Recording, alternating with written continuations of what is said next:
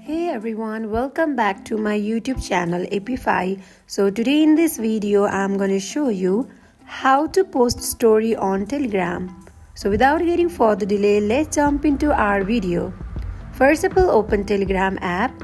Here tap on plus icon located on top right corner.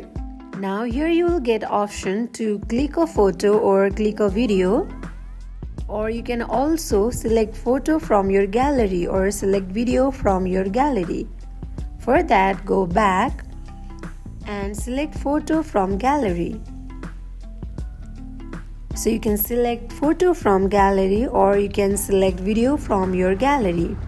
So when you select it, tap on next button and here tap on post story. You can select everyone, my contacts, close friend to whom you want to make visible your story.